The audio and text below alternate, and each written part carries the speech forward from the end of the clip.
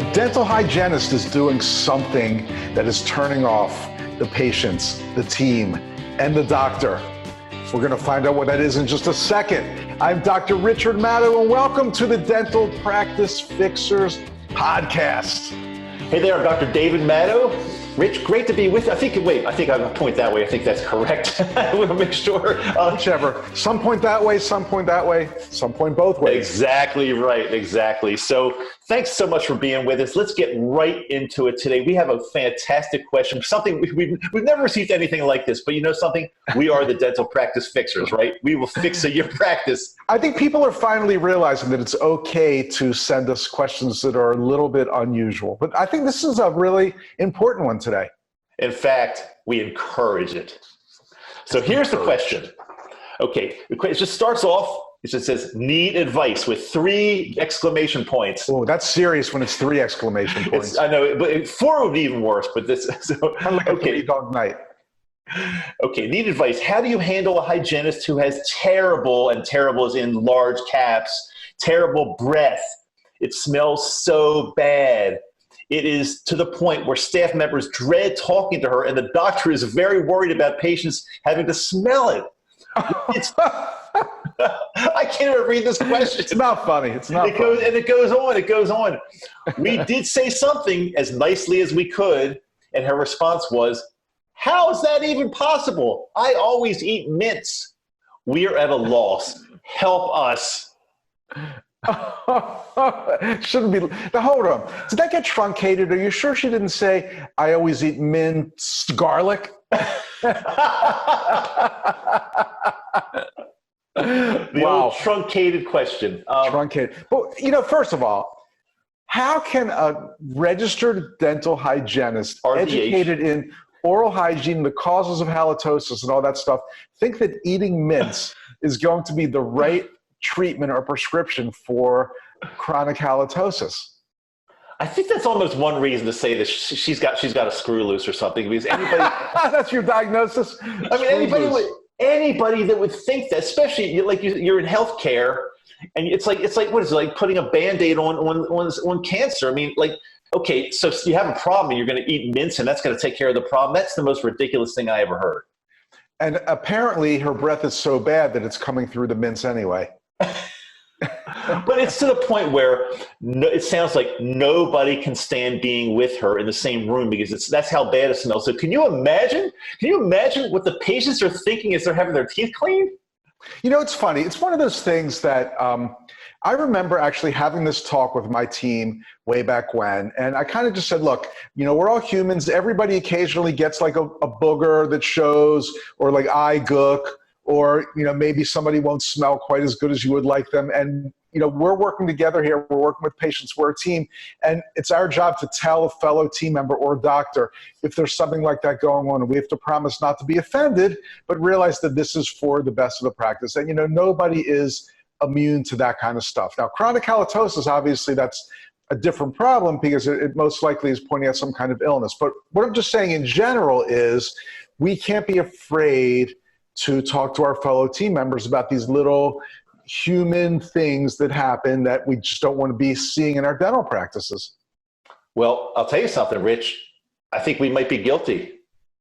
Because I have like a big tomato in my teeth right now. You're making fun of me. That's it. No, you know, without mentioning any names, we had a team member in the recent past who, let's face it, when we had a conference in the conference room or wherever we were, and we could smell bad breath, and I think neither you nor I confronted him and said, "Look, we have a big problem here." I did talk to him about it. You did talk to him? I absolutely talked to him about it, but he gave an answer that I really it was tough to have a comeback to. He said, "Oh, I think I remember." He said he was aware of the fact that he had bad breath, and he was seeing a periodontist and getting some kind of treatment. I said, well, I don't think it's working. He needed to switch periodontists. Really? He needed a periodontist. You and I are, since we're dental. He had classic perio breath. Yeah, that's what I'm saying. And anybody in the dental field can recognize it. Yeah, we're dental professionals. We could tell that it was perio. As opposed to, look, there could be it could be sinusitis. It could be it could be gastric reflux. There are many reasons. It could be that they just eat horrible food all the time. It could be decay. but you and I could tell it was classic perio. But yep, classic. So isn't it ironic that foods that are really healthy, like onions and garlic, also can cause bad breath? It seems like unhealthy foods should cause it, but no, some healthy foods can. Yeah, it should be something like I don't know, like a box of Oreos. You eat a box of Oreos. Exactly. But no, you smell great. You smell like Oreos. Who doesn't like that? So let's get back to the hygienist then. Okay. She has, it sounds like, breath that nobody wants to be near her. It sounds devastating. Devastating is right. Devastating. What kind of advice can we give this office? What do they do? Well, first of all, it sounds like they did approach her, which obviously is a great idea. But then you can't just let her brush off and say that can't be true. Or always it meant. I mean, somebody has to have a serious conversation where they're saying, look, you've got a problem with chronic halitosis. We can all smell it. It's really bad. And let's all, do the right thing and get to the bottom of this, right? I mean, a hygienist should know that if it's not from perio disease or smelly foods, there's some other things you mentioned, sinus problems, GI problems. Let's figure out what it is so we can take care of it. What is so hard about saying that? I agree. Now, who is responsible? Who's the one that's going to be approaching her? Who would you recommend? It could be anyone. I think it should be the doctor. I think it should be the person that signs the paycheck, so to speak. But the doctor, or depending on the size of the office, the doctor, or if there's like a very high up position, like office manager, who pretty much is in charge of all that stuff that could do it. But coming from the doctor, coming from an actual health professional, somebody that got a degree, that's probably better, because it sounds like this woman is kind of in denial. She's thinking that the mints are going to take care of it. And she has to be read the riot act, because she could be losing, they are losing patients, I guarantee it. And not only that, no team member or doctor wants to be hanging around in the same room with her. That's really, really a bad situation. Really bad. Yeah, I totally agree. I'm just thinking, are there people that just have bad breath and there's no actual cause? They just have bad breath? No, there's got to be I know it's not normal. Right. I mean, there has to be a cause. There has to be a cause. She could be in ketosis. It could be, crazy stuff. It could be a lot of different things. Yeah. That's exactly right. Exactly right. So she's got to get it fixed. She's got to go to a physician and get this. If it's not dental, if it's not dental related. I'm just wondering who her hygienist is. If she sees the hygienist and dentist in her own practice, then they should know if it's dental or not. I mean, they should know if she has periodontal disease. They should know if she has a thick, gross coating on her tongue. All those things should be diagnosed right in the dental office. Okay, so that's a great point. So first off, get her into that office for an appointment for another hygienist. I hope they have another hygienist to or the doctor to take. They got to take a close look. They got to probe every pocket. Every single damn pocket. 6 points around every single tooth, if not 7. But it sounds like the main problem with this practice is they're afraid to confront her, because they already did it once, maybe in kind of a casual way, and she brushed it off, and now they don't know what to do. So nobody likes confrontation, especially when it's about touchy subjects like this, but you got to do it. And in the end, the hygienist should be thankful that it was done. Yeah. I'm going to agree. I mean, I don't even know what I can add to that. You can't tiptoe around it. A lot of people want to be so kind all the time and and walk on eggshells around everybody. But you know something? You got to say it, and you got to say the right words. You have horrible breath, woman. But I think you can be kind about it. Say, hey, we noticed a problem. We all, really care about you, and we care about our patients, and this is something that we need to talk about. No need to be mean. Well, you don't have to go up to her and say, hey, your breath stinks like freshly ground horse manure. No, but not mean. But it can't be the kind of thing like, oh, your breath sometimes smells a little bit bad. No, your breath smells horrible. Horrible. And I think also, coming from a point of concern, because we are concerned. So we're concerned about this, and it's really true.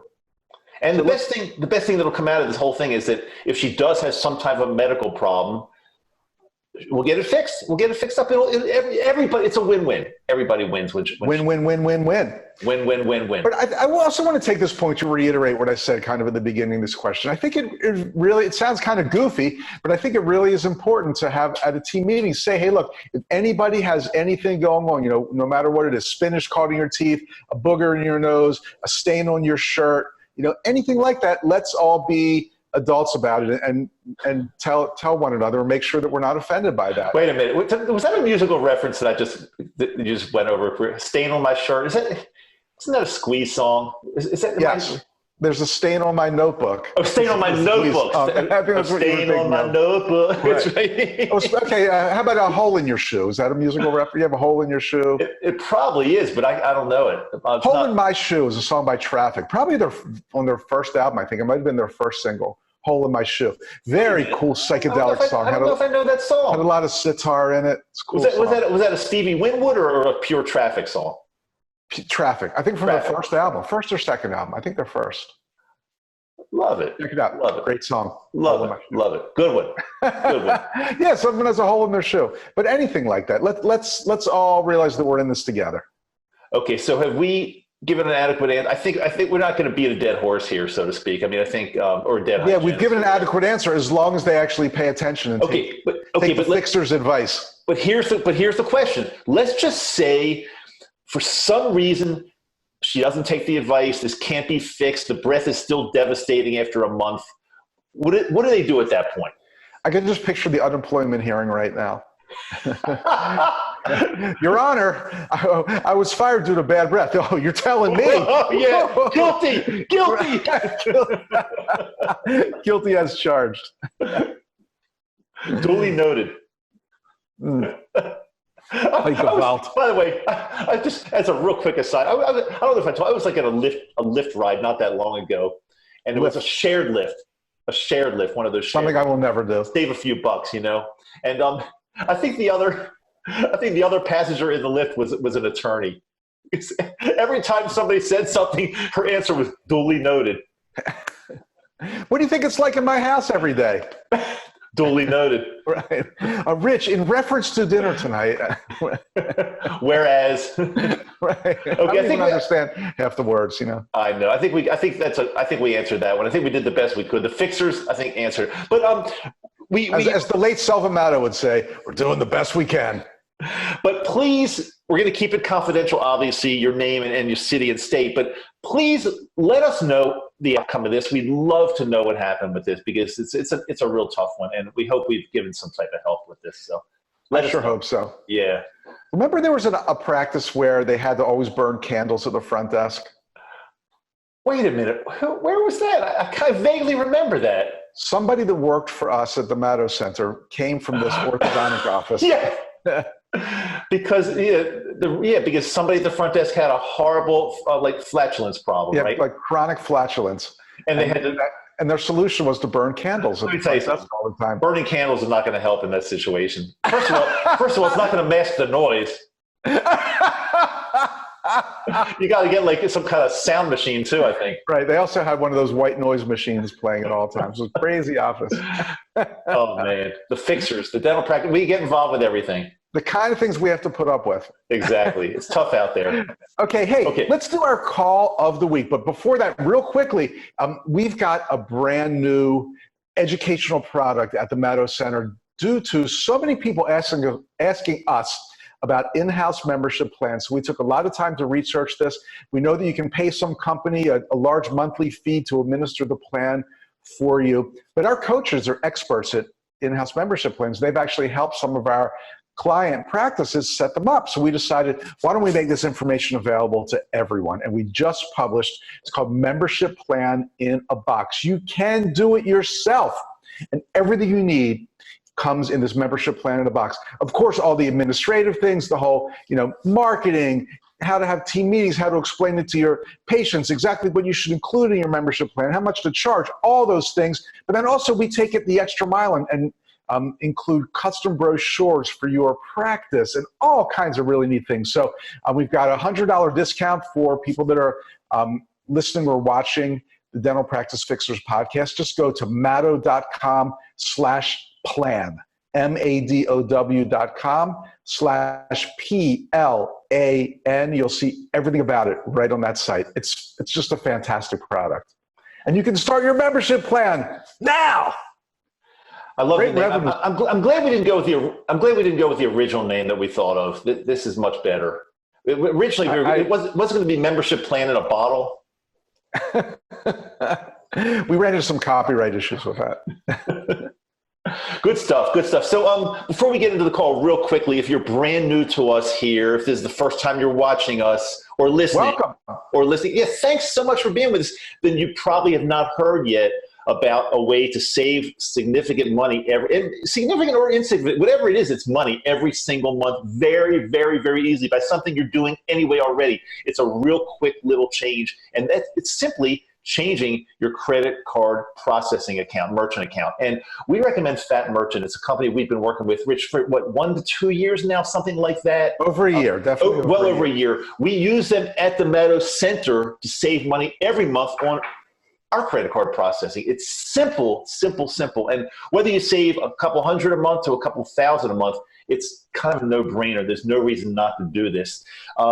The way to find out more about this is simply to go to bit.ly/fatmad. And FatMad is spelled F-A-T-T-M-A-D. If you're watching the video part, it's going to be right down there. It's bit.ly/fatmad, F-A-T-T-M-A-D. Or even maybe easier, call them directly on this special phone number, 844-860-9951. However you do it, don't hesitate, because starting tomorrow or starting 2 days from now, you can be saving significant money every single month on something you're already doing. No brainer.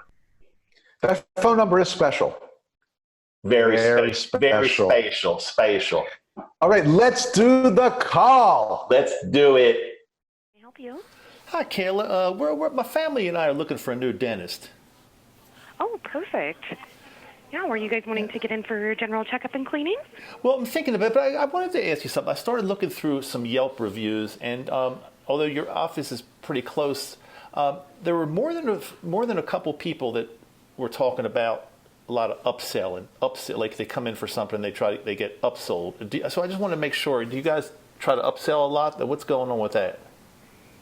No, I mean, most of the time we'll just go over the recommended treatment for anybody, that whatever the doctors recommend. But if people don't want to get scheduled, we definitely don't push them to get scheduled for anything they don't want to. But we will go over all treatment that is recommended. Right, but no high pressure or anything like that?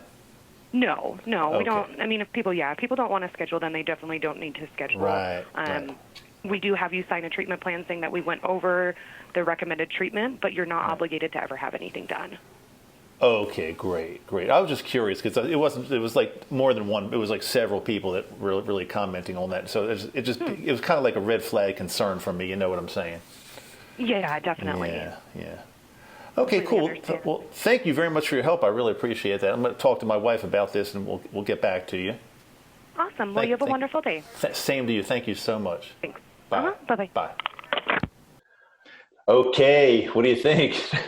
Well, I'll tell you something. Go ahead. One thing she did not try to upsell you into was making an appointment. Great point. No pressure there. I liked her. She was really friendly. I liked when you said, I'm thinking about coming in. My family and I want to become patients. She was like, oh, perfect. That's great. That was really nice, I thought. I thought she did a great job at that, and I thought the rest of the call was going to be fantastic. Yeah, she was better than most when it came to that part of it. Better than most. Yep. Agreed. Now, when I told her about the, I saw some Yelp reviews. It looked like more than just a couple people said that it's kind of high pressure upsell. I don't think she handled that one very well. I agree. And she kind of gave a weird response, like, oh, well, we're going to tell you what you need, but we don't make you do it. It was kind of like the gist of what she said. Yeah. It's all like, we've got a list of things we're going to share with you, but you don't have to do them. Just sign this form. Sign form and you'll be okay. Sign form. So I'll tell you, shouldn't she have made it pretty clear that, hey, look, we are very thorough. When the doctor comes in and does an examination, he's very thorough, and he might find things that other offices don't find, because we take our time and do a really thorough exam. So if we recommend something, we feel it's something that needs to be done, as opposed to, oh yeah, he's going to recommend some things, but if you don't want to do them, don't worry about them. It's not a big deal. Yes, I agree. Now, I'm assuming that this is true, that this office did have a lot of Yelp reviews and said they're big upsellers. Oh yeah, definitely, absolutely. Right. Now, as we know as dentists and dental professionals, There are some practices that are guilty of upselling, but I would say chances are this is an office that does a really thorough diagnosis and presents excellent treatment. And the general public perceives that as upselling. Do you agree?